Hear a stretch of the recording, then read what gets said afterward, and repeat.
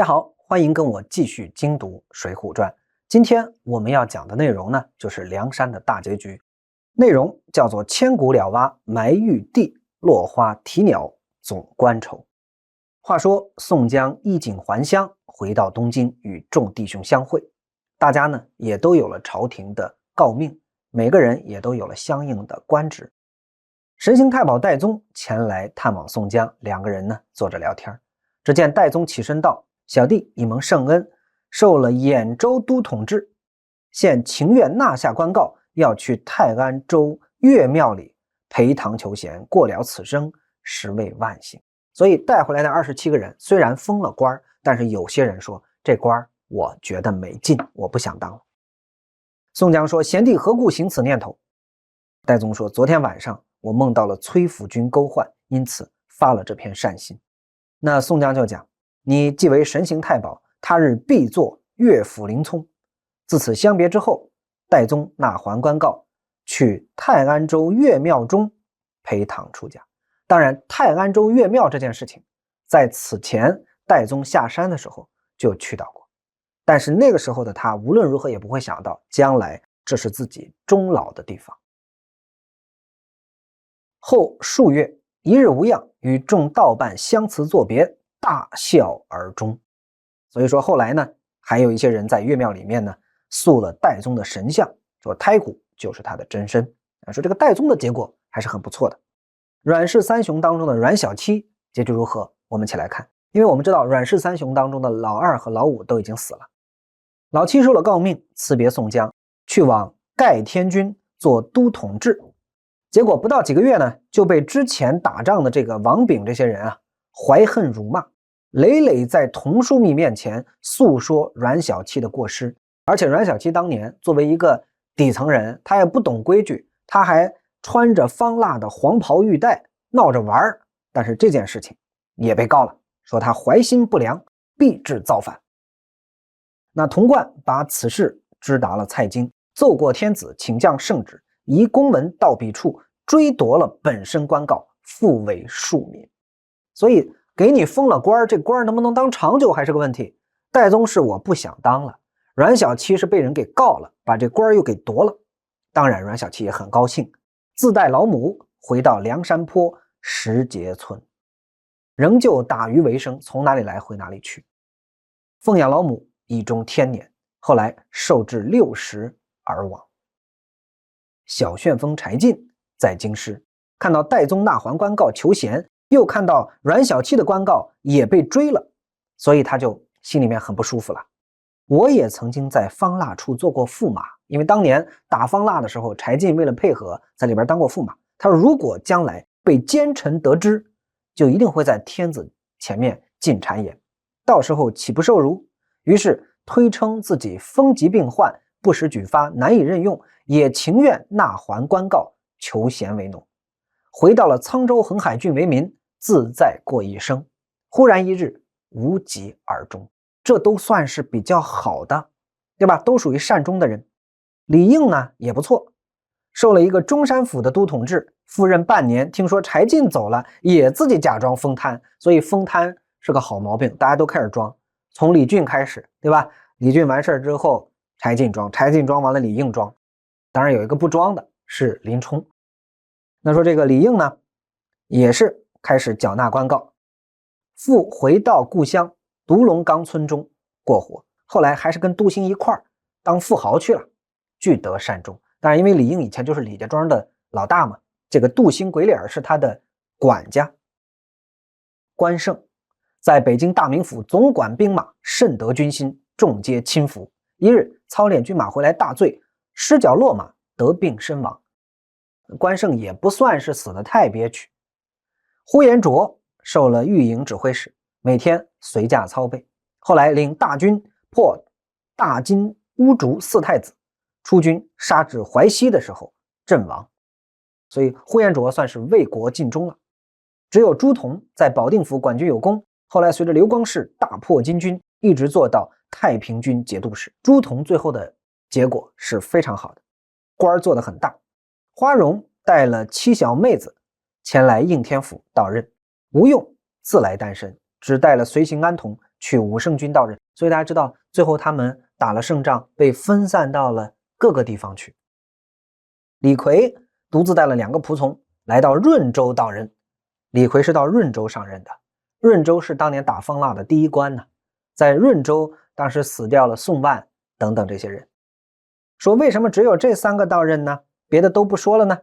因为这7员正将都不思见着，先说了结果。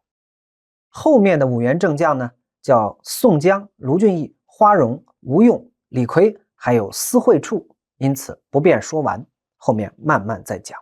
就这5个人后面还会出现。且说宋江、卢俊义在京师分派了诸将赏赐，让大家去上任了。死在战争当中的呢，就把家眷人口给了一些这个相应的补偿金银，送回故乡，听从其便。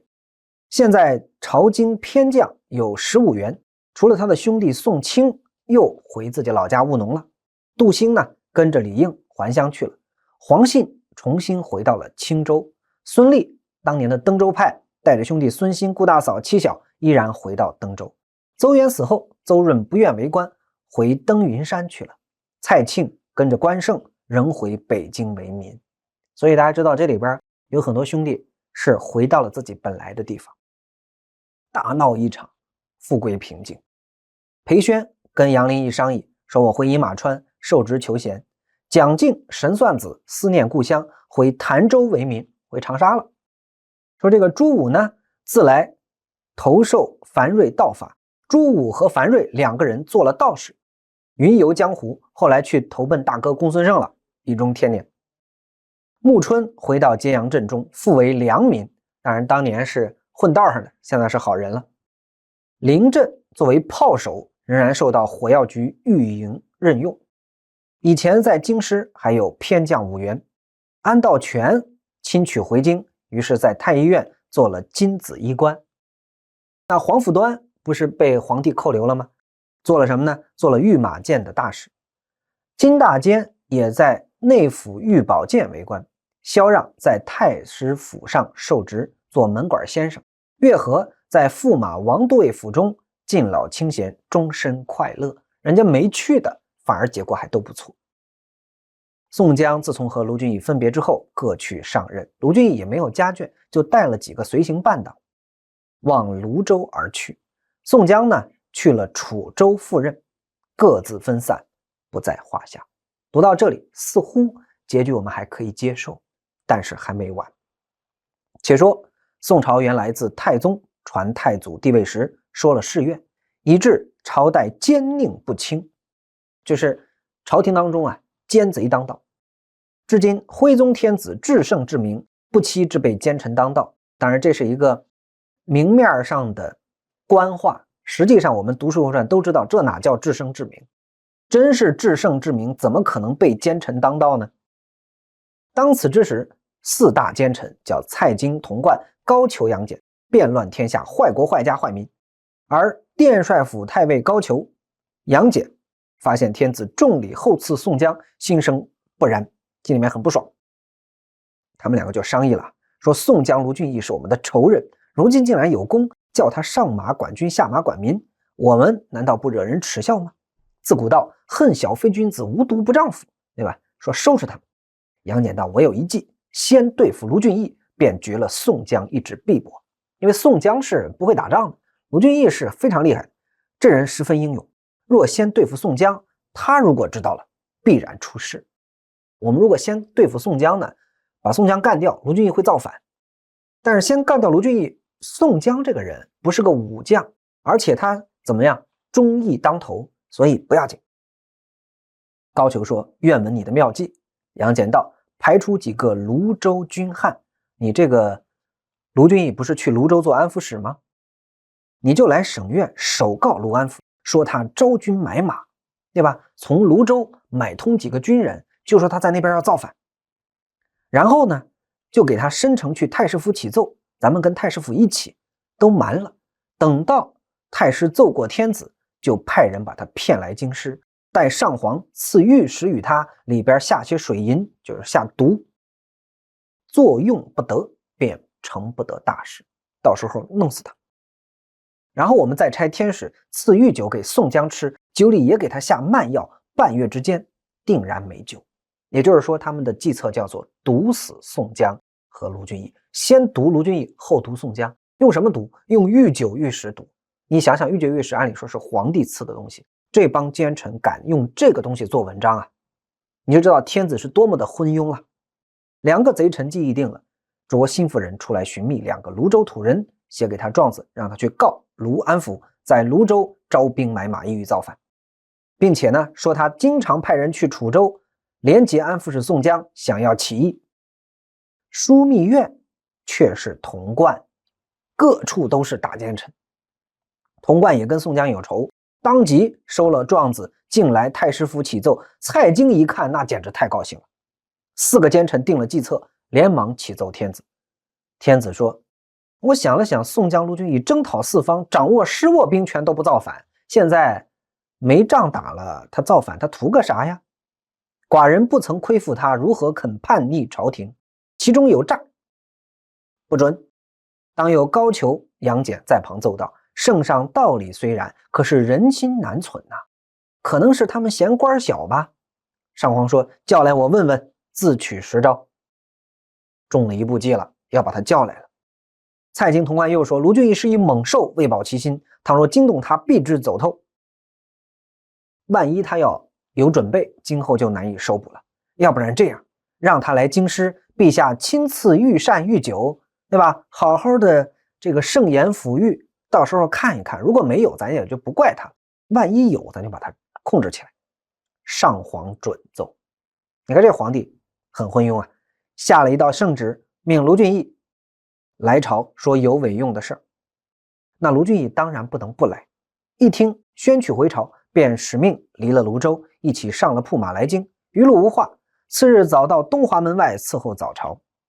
太师蔡京、枢密院童贯、太尉高俅、杨戬4大奸臣，说引卢俊义在偏殿见了皇帝，拜吾已罢。天子说，寡人欲见卿一面。来干啥？没事，想你了。又问泸州可容身否？泸州你还满意吗？卢俊义再拜奏道，托赖圣上洪福齐天，彼处军民亦皆安泰，就都很好。上皇又问，最后到了中午了，就告诉御膳房说，来吃点我吃的好东西。这时候呢，高俅、杨戬已把水银暗地放在里面，天子当面将膳赐予卢俊义，卢俊义拜受而食。卢俊义是中了毒都不知道是谁给他下了毒，他还以为是皇帝。上皇抚谕，卿去泸州务要尽心，安养军事，勿生非议。说你在泸州好好干啊，别造反。卢俊义顿首谢恩，回到泸州，全不知4个贼臣设计相害。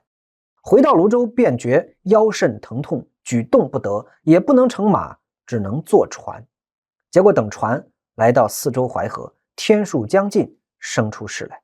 当天晚上喝了酒，站在船头上消遣，没想到站不牢，掉到淮河深处，淹死了。可怜河北玉麒麟屈作水中冤役鬼。所以当年燕青劝他说，我走了有好结果，你留下来未必有好结果，被燕青说中了。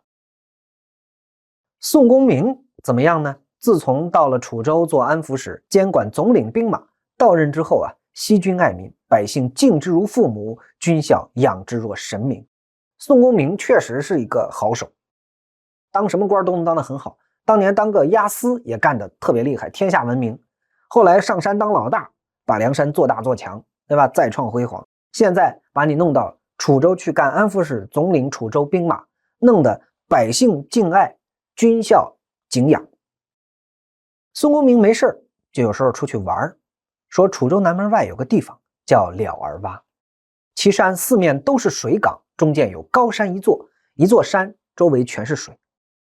其山秀丽，松柏森然，甚有风水。虽然是个小地方呢，但是非常的好看，有这样的格局。说四围的港岔，前后的湖荡，俨然是梁山泊水浒寨一般。所以回到楚州后，宋江其实非常想念梁山的生活，他特意有时候有空就去一个地方，这个地方很像当年的梁山，他会想到当年他的兄弟们，甚至他想，我若死于此处，堪为阴宅，如果我死了，我就应该埋在这儿。只要有空就经常去游玩。说到任以来很快要半年了，宣和6年，手下出巡，突然听说朝廷降赐御酒到来。当然我们在前面读到4大奸臣的商议，我们就知道这个御酒是要他命的毒酒。大家读完圣旨，捧过御酒，叫宋安府饮毕。宋江亦将御酒回劝天使，说你也喝点。来者自称不会饮酒，吓坏了，证明这个酒有问题。御酒宴罢，天使回京。喝完之后，宋江发现肚腹疼痛，心中疑虑，怀疑被下了药，于是连忙打听，发现呢，这个来使在路上是喝过酒的，偏偏来到这儿让你喝，你说我不会。宋江就知道中了奸计，必是贼臣们下了药酒。宋江这个人非常聪明，那些人能骗过卢俊义，骗不过宋江。宋江知道不是皇帝害他，一定是奸臣在害他，于是叹道我自幼学儒，长而通历，不幸失身于罪人，并不行半点一心之事。今日天子倾听谄佞，赐我药酒，得罪何辜啊？所以宋江觉得自己很冤枉，很委屈。我死不争，他说我如果这一死，我不造反，我也不争。只有李逵在润州统治兵马，他如果知道我死了，必然会造反。但是李逵一造反，我们兄弟们之前都白死了，对吧？李逵造反，将来你梁山的所有的人，你们当年的那些功劳，你们辛辛苦苦说我忠义为主，全没了。所以我必须得控制住李逵，我死了不能让李逵造反。连夜使人去润州唤取李逵，星夜到楚州，说有重要的事情商议。李逵自从到了润州做都统制，只是心中闷倦，只爱贪杯。李逵是条好汉，也不会管，来了之后就天天跟人喝酒。突然有一天听说宋江差人来请，李逵道：哥哥娶我必有话说因为你知道这个时候其实他们是很警惕的，大家每个人都在一个地方管点事儿，大家朝廷里面本来就盯着你们，你们轻易不能联络，这时候突然说让你去，一定有事儿。于是下了船，来到楚州拜见宋江。宋江道：兄弟，分散之后，日夜想念众人。吴用军师在武圣军太原，花荣花之寨在应天府，也不知道怎么样了。只有兄弟你在润州，我们都算在南方，还算是比较近，特请你来商量一件大事。所以我们前面讲到剩下5个人没讲，一个宋江，一个卢俊义，还剩下3位是谁？吴用、花荣和李逵。那李逵就说了：哥哥是什么大事？宋江道：你且饮酒。你知道宋江是喝了毒酒的，李逵一来他就让李逵喝酒。宋江请进后厅，献成杯盘，管待李逵，吃了半天酒食。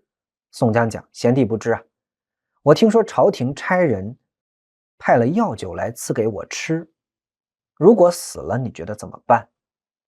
宋江没说自己吃了，他说我听说朝廷要弄毒酒毒死我。李逵大叫一声：哥哥反了吧！宋江就怕这个。宋江说：兄弟，军马都没了，兄弟们也都不在了，反得成吗？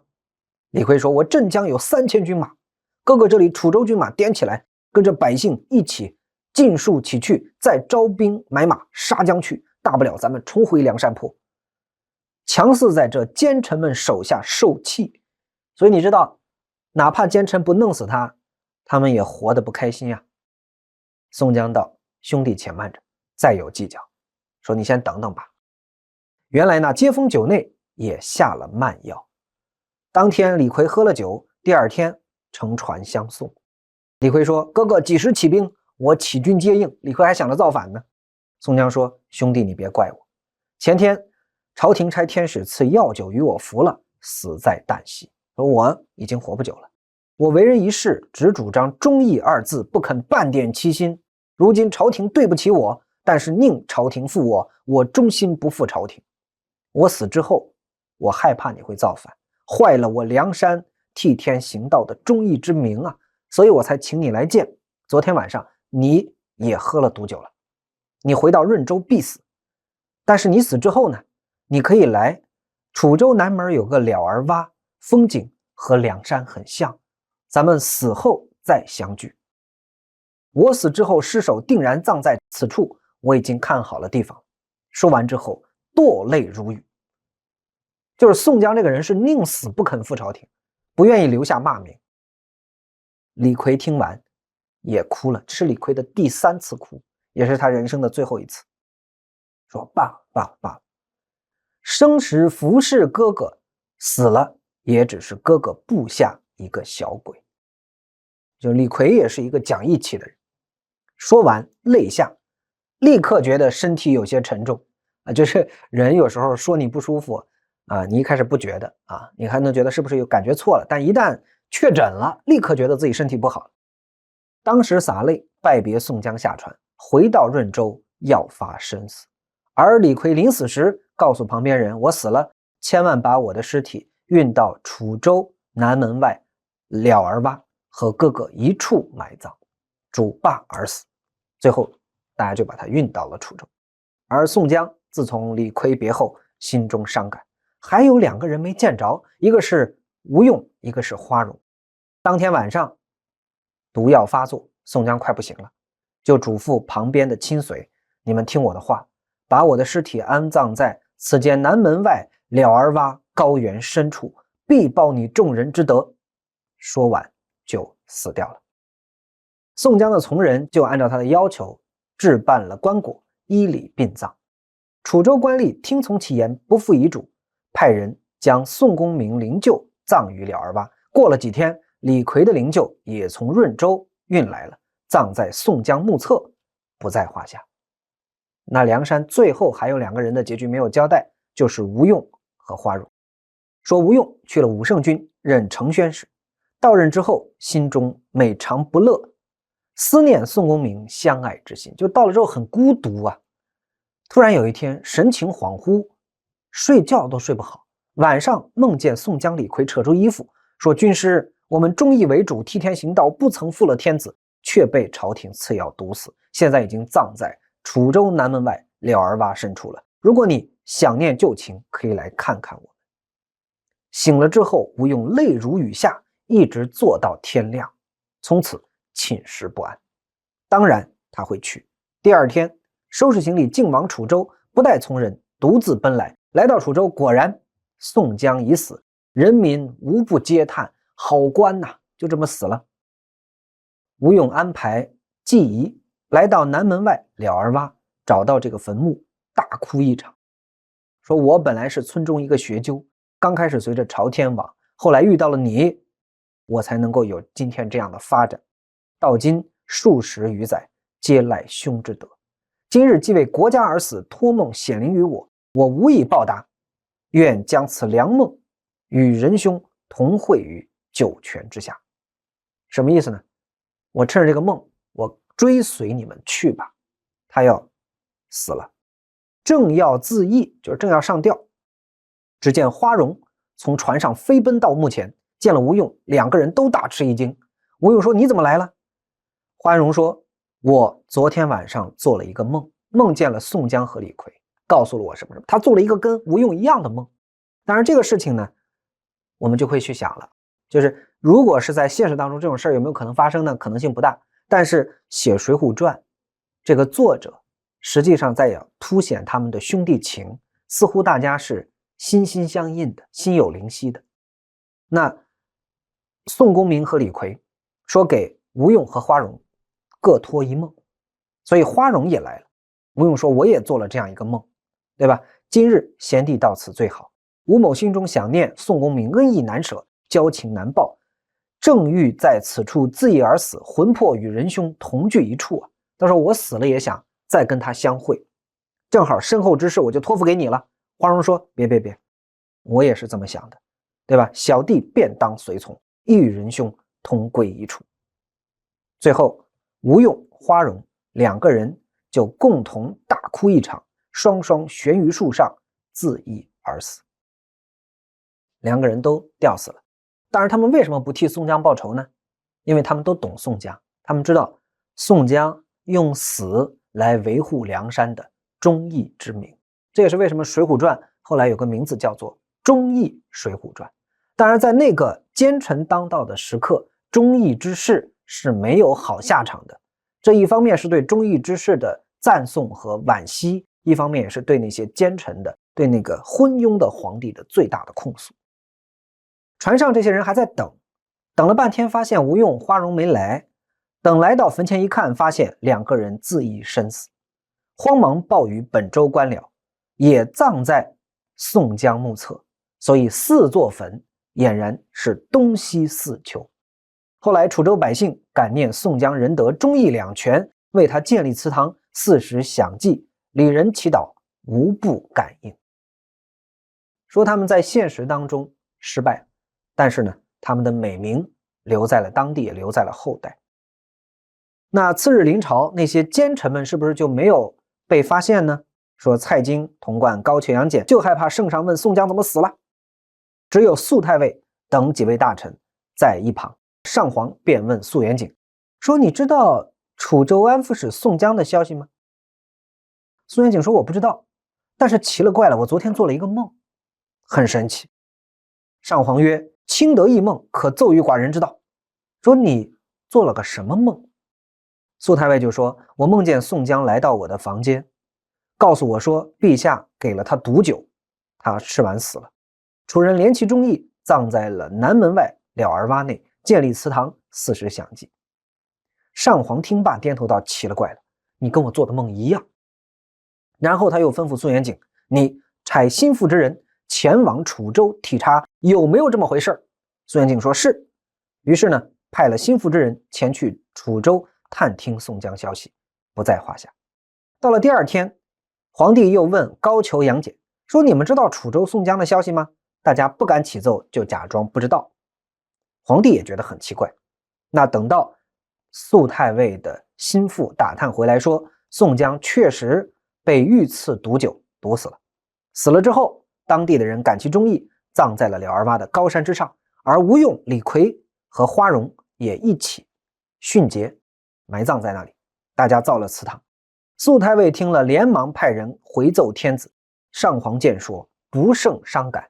这一段看起来很玄乎啊，说好像是要通过托梦让天子知道，实际上这是一个非常非常大的讽刺，就是你这个皇帝已经昏庸到什么地步了，你的忠臣良将被害死了你都不知道，需要用这种托梦的方式你才能知道。他已经完全被奸臣蒙蔽了。次日早朝，天子大怒，当着百官痛骂高俅、杨戬败国奸臣，坏寡人天下。这个话似乎也骂出了所有读者的心声。但是我们知道，以这个皇帝的做事情的调性，也就是骂一骂，对吧？上皇终被四贼屈为掩饰，竟然没怪罪。骂完一顿之后，只是说谁假冒这个御酒使臣，给我把他抓来。当然没有用，自楚州回还，已死于路上。这就是奸贼提前安排好的，过河拆桥，中间不留人证。宿太尉次日见上皇于偏殿，再以宋江忠义显灵之事奏闻天子。那皇帝呢，就宣宋江的亲弟弟宋清，说要承袭宋江名爵，但是宋清也已经生病了，不能为官，上表辞谢，只愿在郓城为农。当然这个事儿是真是假，很有可能不是真，因为他也知道去了朝廷为官没什么好下场，在这样一个朝廷当中能有什么好下场？皇帝怜其孝道，赐钱10万贯，田3000亩，以善其家，说待有子嗣，朝廷录用。好在后来呢，宋清生了一个儿子叫宋安平，应过科举，官至秘书学士，这好像给了我们所有的人一点点的安慰。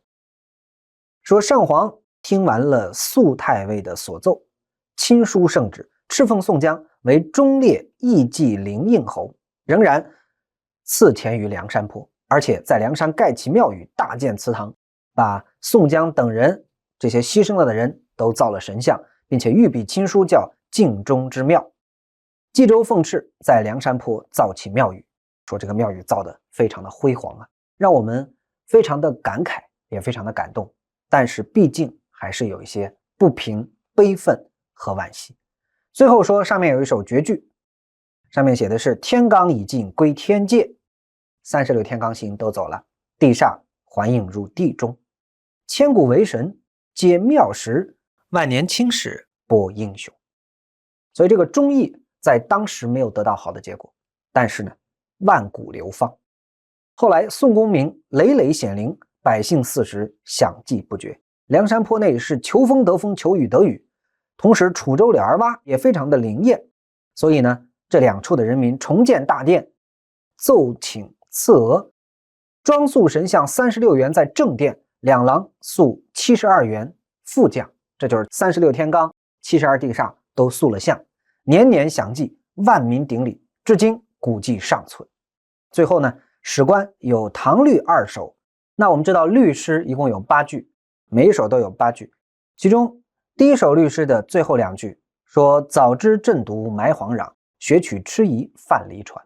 这个痴疑范蠡船就是你早知道你应该浪迹江湖，就不要回去了，像范蠡一样，对不对？就是这个了事拂衣去，深藏功与名，就比你毒死最后要好的太多。但是从另外一个角度讲，又说千古了蛙埋玉地，落花啼鸟总关愁。也正因为这样的故事，使得后人不断的评说，如果这是一个大圆满的结局，大团圆的结局，似乎我们没有那么多的遗憾，没有那么多的嗟叹，这个故事也不会被众人传说这么多年。好，那读完这2首诗之后呢，我们的《水浒传》就正式的结束了。不知不觉已经陪伴大家度过了上百集的内容，我也相信呢，在这个过程当中，你一定会对《水浒传》有一些新的认识。希望大家能够在未来的日子当中继续的热爱《水浒传》的阅读，从《水浒传》当中读出越来越多新知，也希望你们能够持续的坚持读书，爱上读书，学会思考。